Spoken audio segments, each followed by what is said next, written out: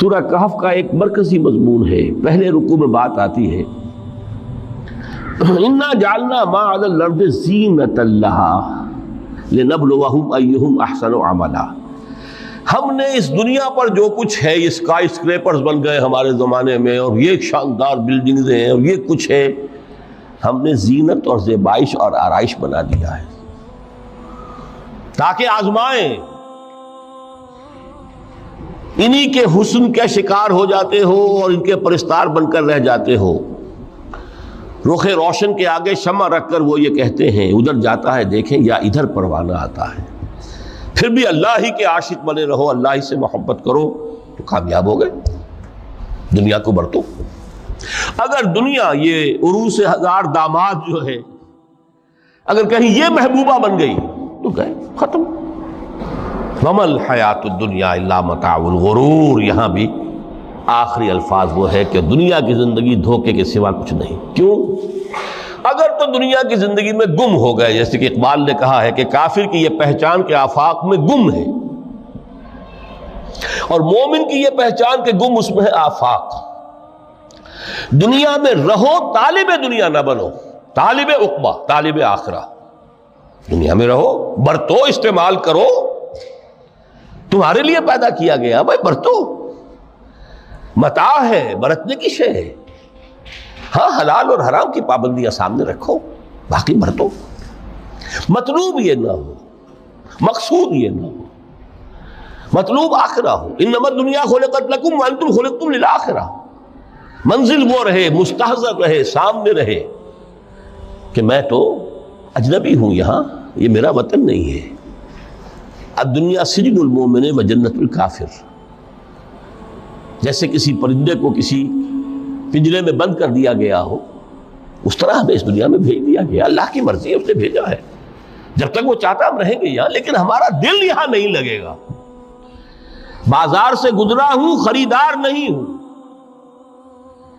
طالب دنیا نہ ہو تب تو یہ کوئی دھوکے کا سودا نہیں، قطعاً نہیں، بالکل نہیں. حضور نے خود فرمایا مجھے تمہاری اس دنیا میں سے فلاں فلاں چیزیں بہت پسند ہیں، اور کس قدر ریئلسٹک ہیں. آپ نے عورتوں کے بارے میں فرمایا مجھے اس دنیا سے پسند ہے عورت. دنیا پر سوار رہو، دنیا کو اپنے اوپر سوار نہ ہونے دو. بس بات صرف یہ ہے. کافر کی یہ پہچان کہ آفاق میں گم ہے. ایک راستہ یہ ہے، ترک دنیا کے معنی ہے ترک لذات دنیاوی، آسائشوں کو ترک کرنا. سختیاں جھیلنا کس لیے؟ تاکہ دنیا سے ظلم کا خاتمہ، باطل کا تختہ الٹ دیا جائے، ظلم کا استیصال. ظاہر بات ہے ظالم آسانی سے ظلم نہیں چھوڑے گا. محنت لوگ کریں، کھائیں گے ہم، عیش ہم کریں گے. محنت کسان کریں جا کے کھیت میں، ہم لے آئیں گے اپنا حصہ اور عیش کریں گے.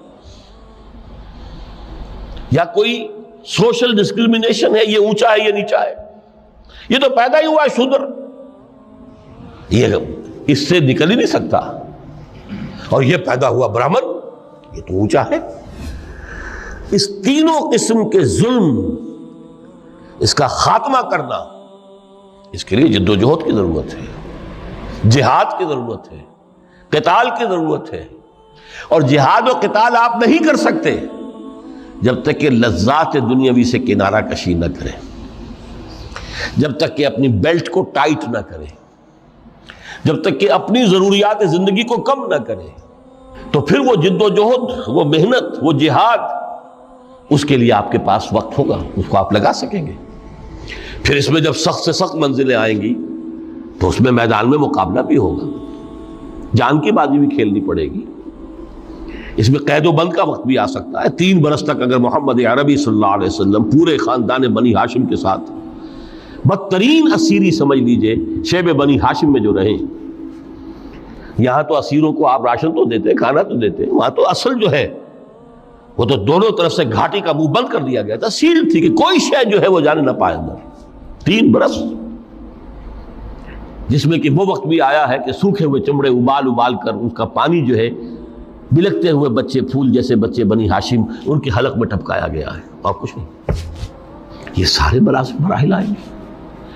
یہ جو ہے یہ مثبت ہے۔ ترک دنیا وہ نہیں۔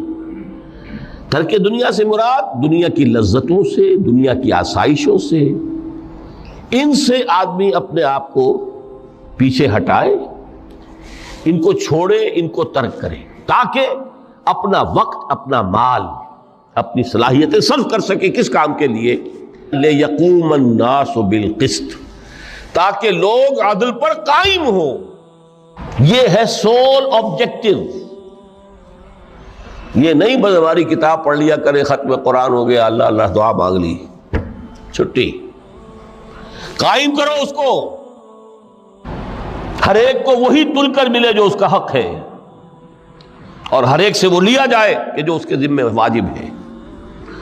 اگر یہ نہیں تو بابا پھر سب کہانیاں ہیں، شریعت اور دین اور نماز اور روزہ اور حج، کوئی حیثیت ان کی نہیں۔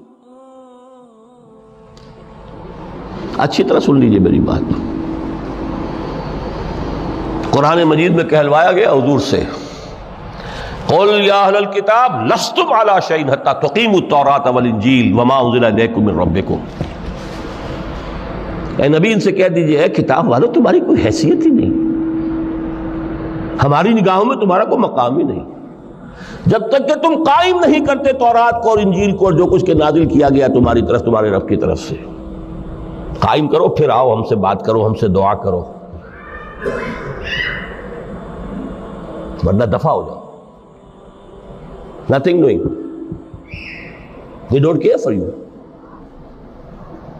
لستم علی شیء حتی تقیموا التوراۃ والانجیل وما انزل الیکم من ربکم۔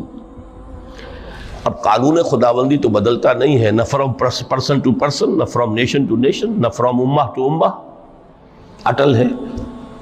وَلَن تَجِدَ لِسُنَّتِ اللَّهِ تَبْدِيلًا وَلَن تَجِدَ لِسُنَّتِ اللَّهِ تَحْوِيلًا۔ سنت اللہ تو ایک ہے۔ اب اس آیت کو ذرا پڑھیے، قُلْ يَا أَهْلَ الْقُرْآنِ لَسْتُمْ عَلَىٰ شَيْءٍ حَتَّىٰ تُقِيمُوا الْقُرْآنَ وَمَا أُنزِلَ عَلَيْكُم مِّن رَّبِّكُمْ۔ کہہ دو اے محمد کہ اے قرآن والو تمہاری کوئی حیثیت نہیں ہے ہمارے سامنے جب تک کہ تم قرآن کو قائم نہیں کرو۔ پڑھ لو اور اس کے قرات کے مقابلے منعقد کرا لو، اور سونے کے تاروں سے اسے لکھ لو، اور اس کو جو چاہو کر لو، کوئی حیثیت نہیں۔ قائم کرو اس قرآن کو، اس کے نظام کو، اس کے قانون کو۔ سورہ شورى میں حضور سے کہلوایا گیا، قل وَأُمِرْتُ لِأَعْدِلَ بَيْنَكُمْ، مجھے یہ حکم ہوا ہے کہ میں تمہارے مابین عدل قائم کروں۔ میں واعظ بن کر نہیں آیا، میں بدھ مت کے بھکشو بنانے کے لیے نہیں آیا تمہیں۔ ہاں انقلابی عمل میں ایک مرحلہ آتا ہے، بدھ مت کے بھکشو بننا پڑتا ہے کچھ عرصے کے لیے، تیاری کا مرحلہ، لیکن مستقل نہیں ہے یہ بدھ مت کے بھکشو۔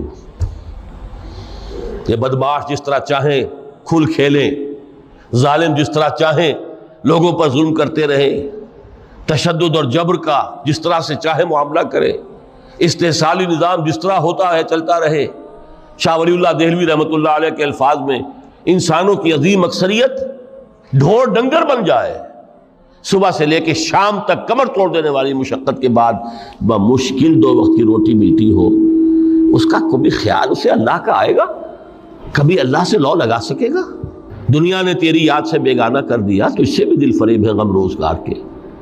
اس لیے حضور نے فرمایا قاد الفقر ان یکون کفرا، یہ فقر جو ہے یہ تو انسان کو کفر تک پہنچا دیتا ہے۔